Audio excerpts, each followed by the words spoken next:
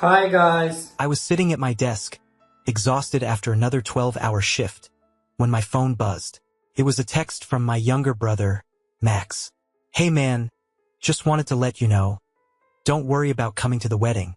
It's mostly a formal event, and we're keeping the guest list tight. No hard feelings. Okay? No hard feelings. No hard feelings? I paid for everything. The venue, the catering, the band, the decorations, even the wedding dress. It wasn't even my idea, I never offered. But my parents guilt-tripped me, saying, 'You're the successful older brother. It's your responsibility to help your family.' So, like a fool, I did. And now, after I had burned through my entire savings, they had the audacity to tell me I wasn't even invited? I felt my chest tighten. My fingers shook as I reread the message. Maybe I misunderstood? Maybe he was joking? I called him. No answer. I called again. Straight to voicemail. My heartbeat thundered in my ears. This wasn't real. This couldn't be real. I took a deep breath and dialed my mother instead. She picked up on the second ring, her voice sweet as ever. "Oh, sweetheart. I was just thinking about you." I forced my voice to stay calm. "Mom, what's going on with Max's wedding?" A pause, then a sigh.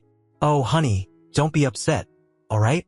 It's just, well, Max and Lily want a very elegant atmosphere, and they're trying to keep the guest list curated. Curated. Like I was some kind of embarrassment that needed to be filtered out of their perfect little fairy tale." I clenched my fist so tight my nails dug into my palm. "So let me get this straight," I said slowly. "I paid for the whole wedding, but I'm not good enough to attend?" "Oh, sweetheart, don't be so dramatic," Mom tutored. "You know how these things are. It's not about you. It's just that Lily's family is very particular about the kind of guests." "The kind of guests?" My voice rose. "What does that mean?" She clicked her tongue. "Well, you work so much and you never really mix with their type of people. It's just..." I couldn't listen anymore. I hung up. I gripped my phone so hard I thought I might break it. My whole life, I had sacrificed everything for my family. I had always been the responsible one, the dependable one, and this was my reward? I stared at the ceiling, my mind racing. No, this was the last time they would ever use me. I should have seen this coming. This wasn't the first time my family had used me. It was just the biggest betrayal. Ever since I was a kid, my parents had drilled one lesson into me. Family comes first. But what they really meant was, you will sacrifice everything so we don't have to. Max was always the golden child.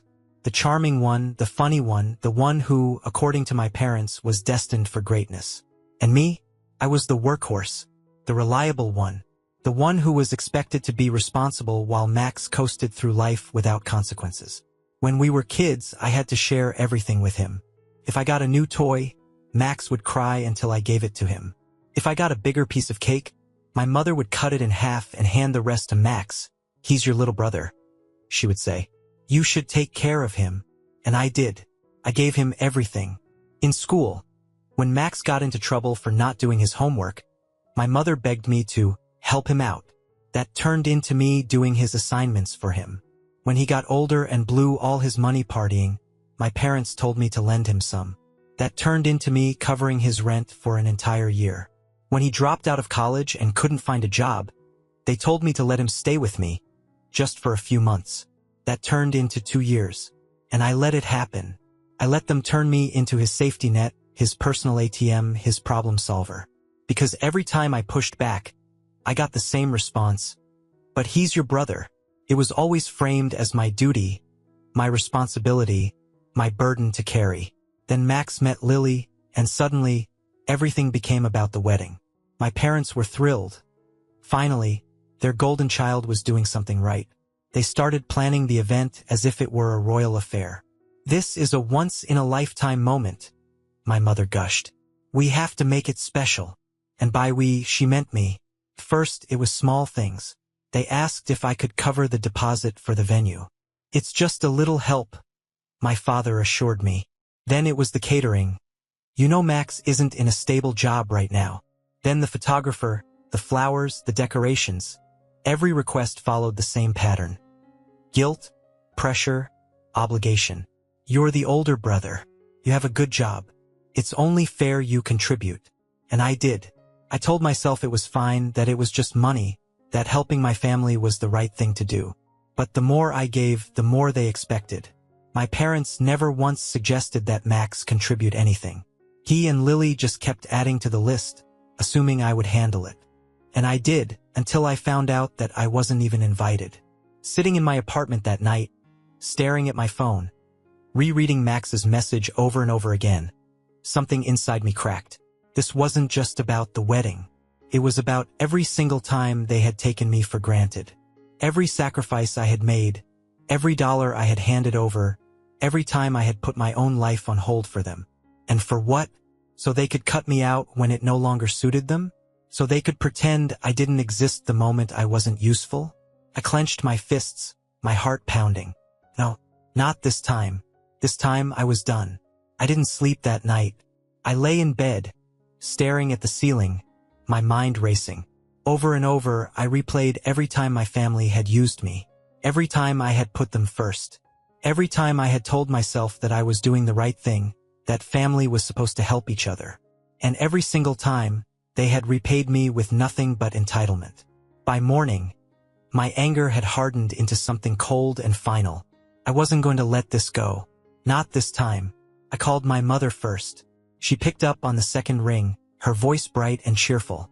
"Oh, sweetheart, are you excited for the big day?" I forced myself to stay calm. "Tell me something, Mom. Why wasn't I invited?" A pause. "Oh, honey, don't start this again. We talked about it." "No." "You talked. I want an answer." She sighed dramatically, like I was being unreasonable. "Sweetheart, it's not personal. It's just, you work so much and you're not really part of their social circle. It would be awkward." I clenched my jaw. "Awkward? You wouldn't fit in, honey. You know how these things are." I let out a short, humorless laugh. "So let me get this straight. I was good enough to pay for the wedding, but not good enough to attend?" She tooted. "Don't be so dramatic." I gritted my teeth. "Put Dad on the phone." She huffed but passed the phone over. My father's voice came through, gruff and impatient. "Listen, we don't have time for this nonsense. The wedding is tomorrow. Don't make a scene." I felt my pulse pounding in my ears. "Dad, tell me the truth. Did you know about this? Did you know they weren't inviting me?" He exhaled sharply. "Look, Max and Lily made their decision. It's their wedding. And you just went along with it? Son, don't be selfish. It's their day. And honestly, maybe it's for the best. You have a tendency to..." "To what?" I snapped. "To not let people walk all over me? To expect basic respect. To be difficult," he finished, his voice cold. "You're always making things harder than they need to be. Just let it go." I laughed again, this time louder. "Wow, you really don't see it, do you?" "See what?" he asked, irritated. "That you've been using me my entire life. Don't be ridiculous." I shook my head. "I'm done." Silence. "What?" I said, "I'm done. With all of you. Don't call me. Don't ask me for money. Don't expect a thing from me ever again." Now it was his turn to laugh. "Oh, come on. Don't be childish." I didn't answer.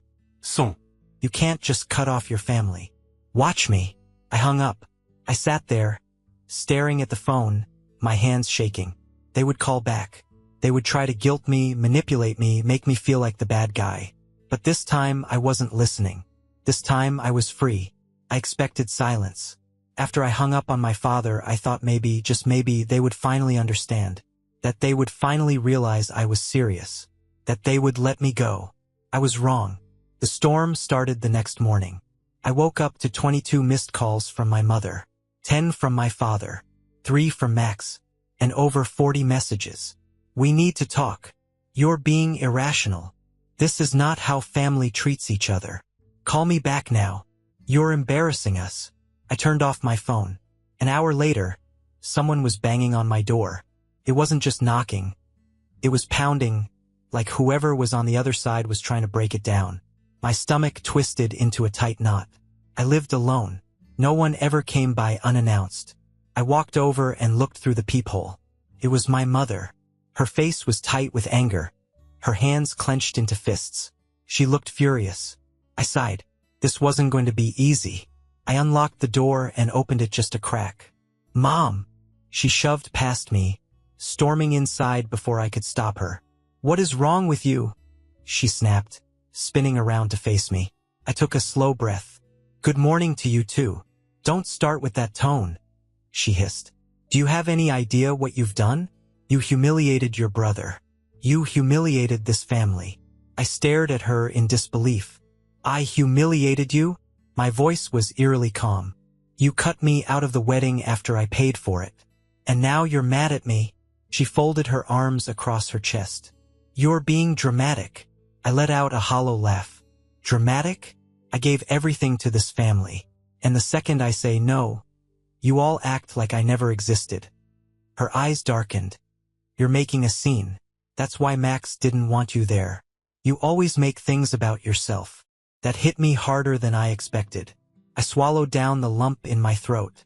No, Mom. I make things about survival. I worked myself to the bone so that Max could have a free ride. I spent years putting you all first. And for what? She flinched, but quickly recovered. Max is your brother. You should support him. I clenched my fists. And what about me? When have any of you ever supported me? She exhaled sharply. We raised you. We gave you everything. You gave me expectations. That's not love. That's control. Silence. Her lips pressed into a thin line. Fine, she said coolly. If that's how you feel, then you can deal with the consequences. I narrowed my eyes. What consequences? Her gaze was cold, calculating. You think you can just cut us off? That's not how this works.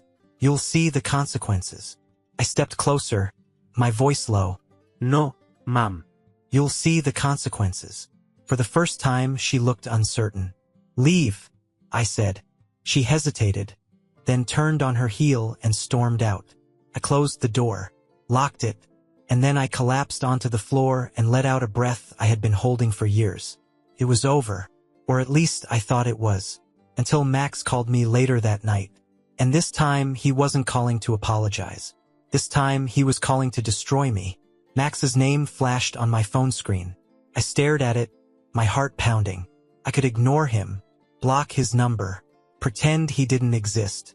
But something inside me whispered, no, pick up, end this. So I did. Hello. His voice was sharp, angry. What is wrong with you? I leaned against the counter, gripping the phone tightly. Excuse me, you just cut off Mom and Dad? Just like that. I exhaled slowly. Yes, you're such a selfish bad guy. I laughed, the sound bitter. I'm selfish. Yes, he shouted. You abandoned your own family. After everything they did for you. I shook my head. Everything they did to me, you mean? Oh, don't start with that victim complex. His voice dripped with disdain. You think you're some kind of martyr? Newsflash, dude. No one cares. I clenched my jaw. Then why are you calling me, Max? Silence. I smirked. You need money, don't you? More silence. Then, low and quiet, he said, I shouldn't have to ask. A laugh burst from my lips. Oh my God. You actually think I owe you? You're my brother. No, Max. I was your wallet. His breath hitched, like he wasn't expecting me to say it out loud. You're such a disappointment. And you? I said, my voice like steel. Are a leech. Silence again. But this time there was something else there. Something darker. You're gonna see the consequences, he said finally. A chill ran down my spine. What's that supposed to mean? You'll see. Then he hung up.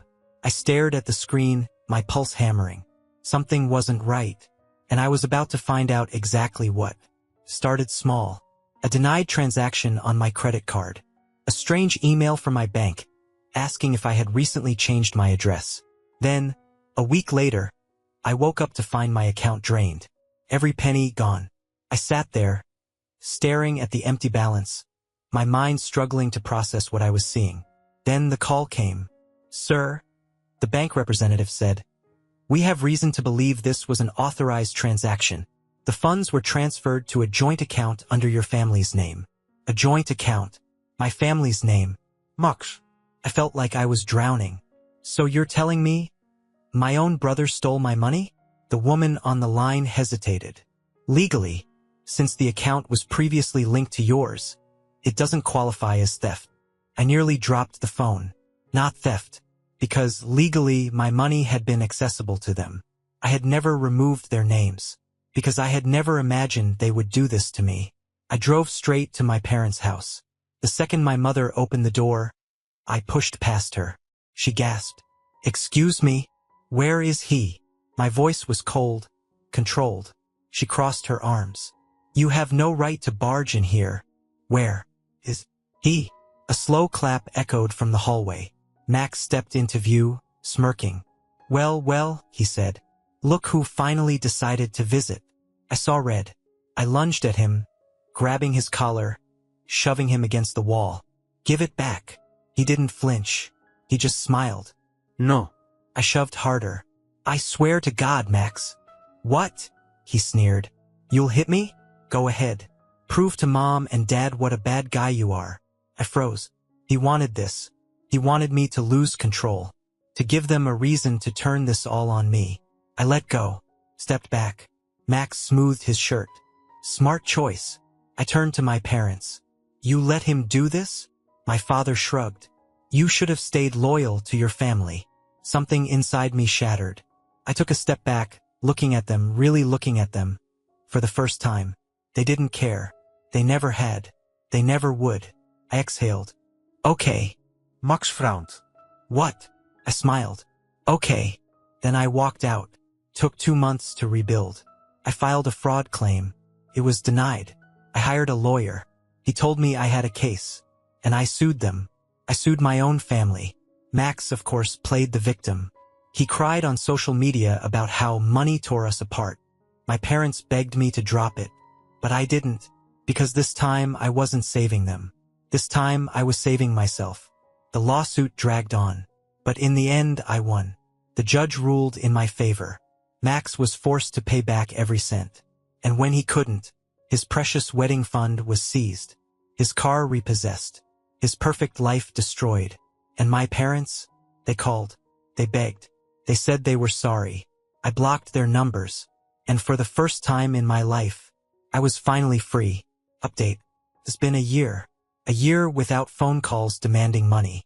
A year without waking up to panicked messages about someone in the family needing my help. A year without feeling like my entire existence was meant to serve everyone but myself. For the first time, I'm free. It wasn't easy. Cutting them off felt like tearing off a part of myself. No matter how much they hurt me, they were still my family. There were nights I lay awake, wondering if I had done the right thing, if I had gone too far, if I was truly as selfish as they said. But then I'd remember everything. The years of being used, the emotional blackmail, the money I worked for only to watch it disappear into their hands, the wedding, the betrayal. That's when the guilt would fade, and all that remained was a quiet, overwhelming sense of relief. Max is gone. He cut me off completely after the lawsuit, deleted me from social media, blocked my number. I haven't heard a single word from him since. My parents, though, they tried to hold out. At first, they were furious.